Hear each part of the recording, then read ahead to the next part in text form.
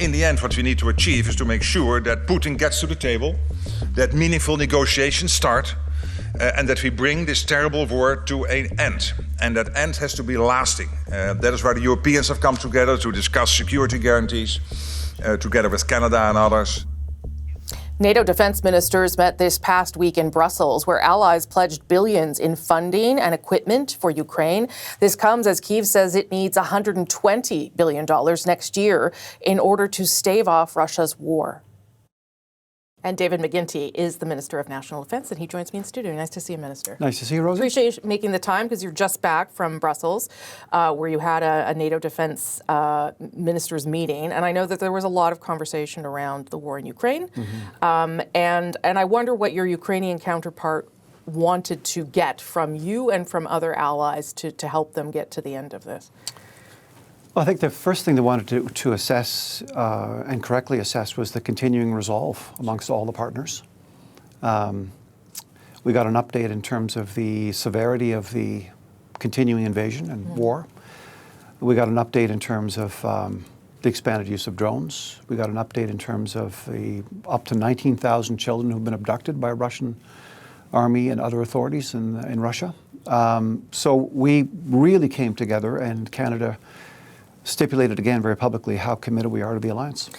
Canada, though, promised more than 24 refurbished light armored vehicles to Ukraine. That was over 2 years ago. None have been delivered, is my understanding. What is the holdup there, and how does our resolve translate into delivering on some of these promises? We've actually delivered quite a few LAVs, light armored vehicles, 20 thus far, out of 40 or 50 that are due by the end of this year. That continues. There are different manufacturers we work with, so we're making progress. We've announced a lot of aid, not the least of which was a $500 million purchase of Ukrainian identified equipment from the United States, as other NATO partners did as well. How many LAVs have been delivered then, just to be clear? My understanding is 20. And there are more being delivered this fall. Okay. There was also a conversation around using frozen Russian assets to help Ukraine. Is it to fund the war at this stage or to rebuild? How can Canada contribute to that piece?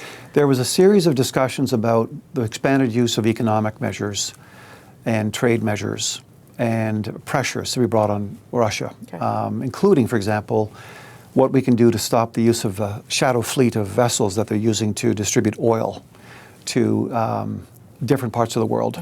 How can we arrest this? How can we stop it? What can we do? Can we use insurance systems, banking systems? Can we use regulatory systems? And the NATO as a whole is coming together to see what the options are on that front. But in terms of the things that Canada has seized from Russian assets, is the idea to unfreeze those but deliver them directly to Ukraine? It's a bit more complicated than meets the eye. We can't easily do this. But this is an ongoing discussion inside NATO. What can we do collectively? And we need the United States with us on this journey because they have such obviously a predominant role in terms of the global banking system. Okay, a couple more domestic issues. The F-35 fighter jet review. It was supposed to be done. It's not done. What is the holdup? What is the status of the review? I can say this. It's under review, and the government's going to take the time it needs to get this right. We can only control what we can control. There are a lot of factors at play. We're going to take the time. The Prime Minister wants to take the time to give it the proper considered opinion. Consideration, forgive me. But what is being reviewed? Is it the continuation of the purchase of the F-35s, or is it, as your colleague Melanie Joly has suggested, trying to get more from Lockheed Martin in terms of investment in industrial There's no surprise. Look, there's no surprise that obviously we want to achieve the most industrial benefits we can for the country. We're doing the same thing with submarines. I have the German and Norwegian ministers of defense coming to see us this week. The South Korean president sent a special emissary to see us some time ago to talk about South Korean submarines. So these continuing conversations are important because we're giving rise to a whole expanded defense industrial base in the country. Is a mixed fleet on the table still? That's part of the review, and we'll see what the review actually delivers up. But right now we're looking at the refurbishment not just of our fighter jets and our submarines, but Rose, you can imagine, we're talking about basics and fundamentals here on 33 bases, and infrastructure and water systems and housing and kit and Wi-Fi systems. All of this is underway right now. All these investments are being made at breakneck speed. As I'm sure you know this, that the U.S. ambassador has said that the F-35 review and whether or not it goes ahead would be an irritant in the broader conversations with Donald Trump. Has Pete Hegseth ever brought that up with you? I met with him 2 weeks ago. We spent a lot of time talking about a number of elements of areas where we are cooperating and making progress, not the least of which is under integrated air and missile defense systems. So the question of irritants is, I think it's maybe a bit of a misnomer. We're moving forward. We have an integrated defense system. We're active members of NORAD. It's the only binational command in the world. It's an extraordinary system that works for us. We need to keep investing in it. Okay, so I guess that would bring me then to what you probably also discussed was the Golden Shield with Pete Hegseth. Are the F-35s a factor in that? Does it make more sense for all that kind of interoperability if we are going to participate in this? A Continental Shield discussion is underway right now with the United States. The Prime Minister lifted that restriction, that freeze, some months ago, when it was in place for a long time. We are investing heavily in over-the-horizon radar systems. The Americans are doing the same. We'll know we have a certain amount of time if we know something's coming at us. Remember that if there is a missile strike of some kind heading towards the United States, it's likely going to come over the Canadian Arctic or the American Arctic in terms of Alaska. So how we respond to this, how we invest to be able to respond is exactly what we're negotiating and talking about. So we haven't signed anything when it comes to the Golden Dome. We are still considering signing onto a program? The question of a Continental Shield is one that we're talking about. It is something that builds on our existing NORAD interoperable system, as you rightly point out. If there's a problem and we're scrambling jets on our side of the border or their side of the border, we do it collectively. There is a joint command. But just to go back to the F-35s and how the Golden Dome, and I notice you're not calling it that, but that's what the president calls it, is the Golden Dome and our participation in that contingent on having F-35s and more than we have ordered right now? The first thing for Canadians to remember is we're not sure what the Golden Dome means. Okay. I know what continental security means for us. We have a domestic, a continental, and an international responsibility. And we have to look at this strategically and coherently. That's why I was down at NORAD in Colorado some time ago. The general who heads it up is coming to see us again. This question of continental response capacity is one that's very much in play in terms of our discussions. It's not something we could be left out of. Would that be fair to say? Very difficult to contemplate the notion that Canada's not going to have a continental partnership with the United States in terms of our overall security position, whether that's maritime or land-based or air-based. And that's what integrated air and missile defense systems are all about, integrating with our neighbor. In fact, in NATO at Brussels, there was a very similar conversation about how we would integrate air and missile defense systems in the context of the Russian invasion. Does it make you uncomfortable or nervous at all to be considering further security integration with the United States, given some of the other factors at play right now? We are integrated with the United States right now. NORAD is a binational command that's been in existence for decades. We've been working and investing conjointly in this for a long time. The command is shared. The level of cooperation between the Canada and the United States on intelligence, security, and defense remains unshaken, and in my view, as it should. We need to make sure that we are managing the relationship well with the United States. I think the Prime Minister is showing that that can happen. The negotiations that are going on in Washington right now are negotiations. But meanwhile, we continue to cooperate. We continue to make sure that the North American continent is properly defended. A last question on spending, because we are finally going to meet this 2% NATO target, which I know is going to be hard to do, frankly, to do it quickly enough in order to meet the deadline, I think, of next spring. Is it possible? Because we are talking about big acquisitions, a lot of procurement in a very short period of time. How are you able to do that fast enough? Answer, yes. Our view is we will be able to make the investments we've committed to making by March 31st, which is 2% of our GDP, 5 years ahead of schedule. This involves, don't forget as well, major pay and remuneration package updates for all members of the Canadian Armed Forces. That's a big chunk of this. Here's something else we did, Rosie, which we think will have a dramatic effect on the ability to actually make these purchases. We have given more autonomy and more authority to local folks on bases, commanders and folks like this, who are perfectly capable of making these acquisitions. Now we're asking folks to be able to make those decisions and not run it up 14 levels of approval. And this is starting to really kick in. Okay. Minister, thank you for your time. I appreciate it. Thank you very much. The European Union has unveiled a 5-year plan to deter Russia and get its defenses ready for 21st century warfare. That includes a drone wall to block Russian aerial aggression and protect the eastern flank. This comes after a string of drone incursions were reported in a host of EU and NATO member countries over the past month or so. And as Ukrainian President Volodymyr Zelensky warns that European countries, they could be the next target by Moscow. Geneviève Tuts is the European Union's ambassador in Canada, and she joins me in studio. Nice to see you, Ambassador. Thank you for having me. Well, thank you for making the time. I want to start with Ukraine, if I can, which is obviously a preoccupation for North America and for Europe. And we now have the U.S. president seeming to focus his attention now back on Ukraine and Russia, believing that he can perhaps get a peace deal there as well. Do you think that that is possible, that there is an opportunity here for that? First of all, if I may, I would like to say that from day one, from the very beginning of the war, the EU has stood with Ukraine, and we have supported Ukraine financially, militarily, humanitarian, politically, diplomatically, and with sanctions as well. So we want a just and lasting peace. So every effort made towards a just and lasting peace will be welcome. Is there momentum, I wonder, do you think, that the president has, given what happened in the Middle East, to try and make something happen? The conflicts are pretty different, and the leverage the U.S. president has with Russia is pretty different than in Israel. Yes, there has been many momenta, I have to say, but we need to seize every opportunity. And if it is the case now, the situation is very difficult on the ground. I had a conversation a few days ago with the new Ukrainian ambassador, and he told me how difficult it is on economic security, on energy, on military support. So this is the moment to continue from outside the pressure on Russia to force them to achieve a ceasefire and possibly a peace plan. I'm sure you know that President Zelensky believes that it is possible that Russia could attack another nation, a European nation. And I've spoken to many of your counterparts in Europe as well about the need for a drone wall or a built-up military in order to be ready for that.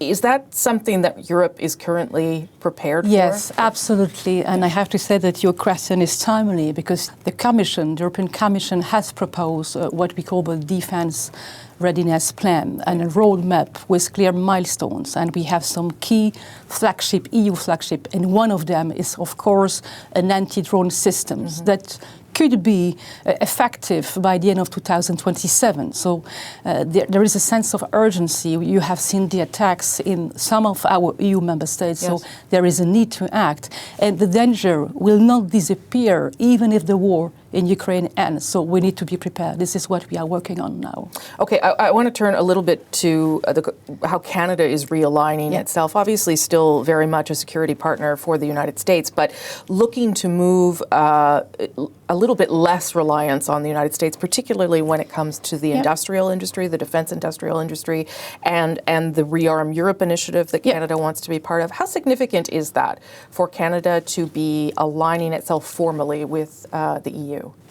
Canada now has the possibility and will be able to join some common procurement with some EU member states. Right. So this is an important step, a significant step, and now we are negotiating, the EU and Canada, the way to transform this into concrete results. Do we know where those procurement deals might be aligned? Are there areas that have already been identified? So in the SAFE regulation, the EU has identified some key priorities area where investment in defense should happen. It's in different topics like air defense, drone, anti-drone, missile, ammunition. So these are key priorities area for which, with the SAFE regulation, member states will have access to money, loans from the EU budget. And with this loan, they could organize some joint procurement. Okay. And this joint procurement will be accessible to trusted partners as Canada is. I mean, it almost sounds like Canada is not becoming a member of the EU, but sort of a cousin to the EU in some way. Would that be the right way to characterize it? Well, it's more than a cousin. It's a friend. It's a real friend. Right. I would talk about friendship. And this has been built for years. This is not new. Our relationship dates to 1959. And I think that for the time being, the relationship is even closer than before for many reasons that you know. What does rearm Europe look like for Canada? How does that change our security posture, if you will? Okay, maybe a few words about the Rearm Europe initiative. This is an action plan, and in this EU action plan, you have 5 different pillars to provoke a massive investment in defense production, because the member states realize with the war in Ukraine that they need to take more responsibility for their security and defense. So Rearm Europe contains 5 pillars, and one of this is the safe regulation, as I mentioned earlier.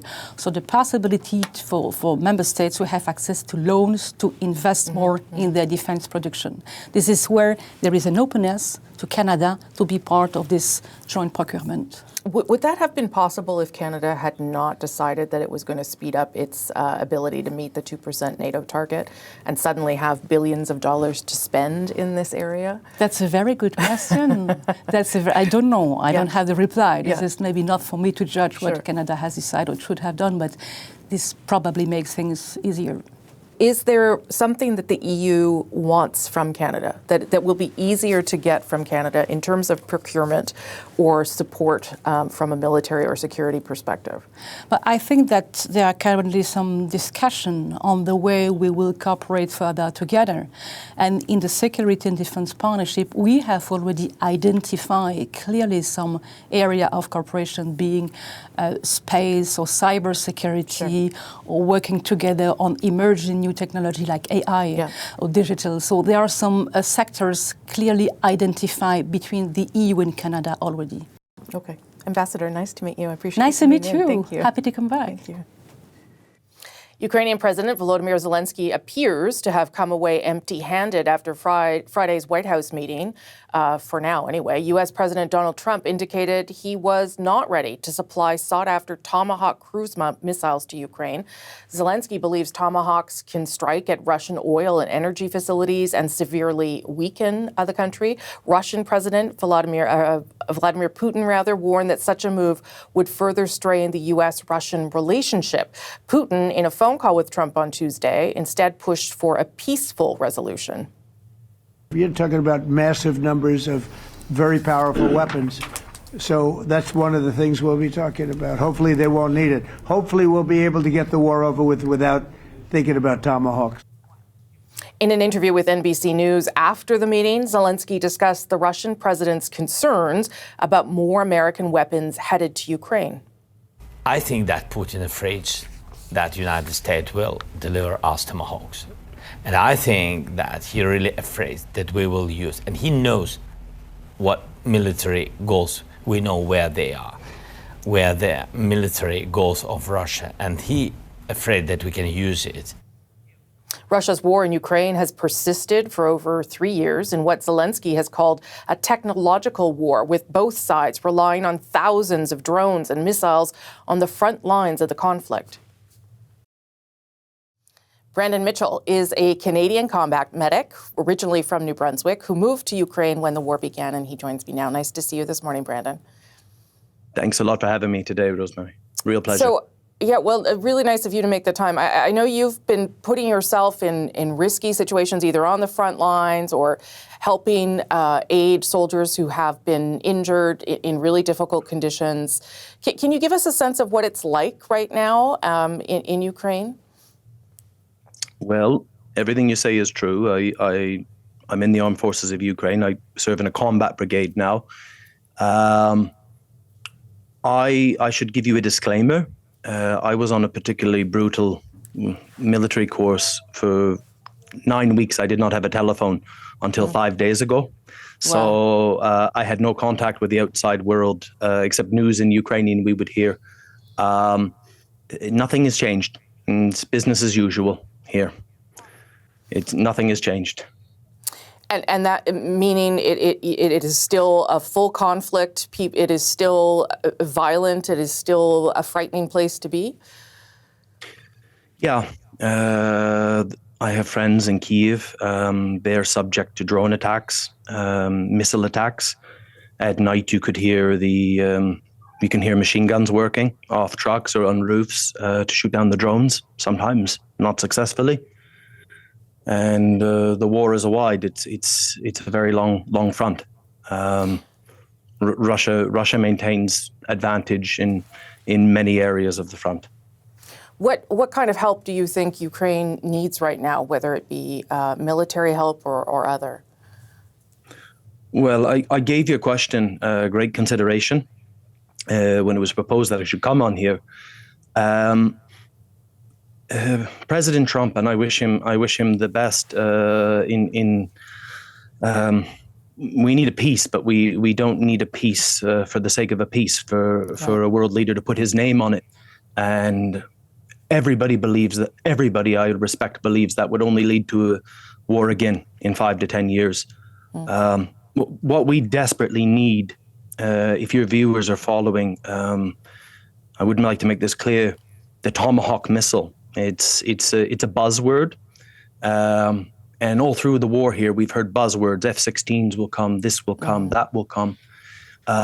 This Tomahawk missile has a range of 2,500 kilometers.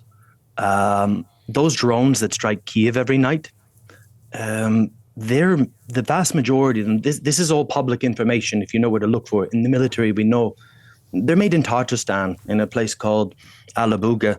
It's 1,000 kilometers east of Moscow, 1,700 kilometers from Kharkiv.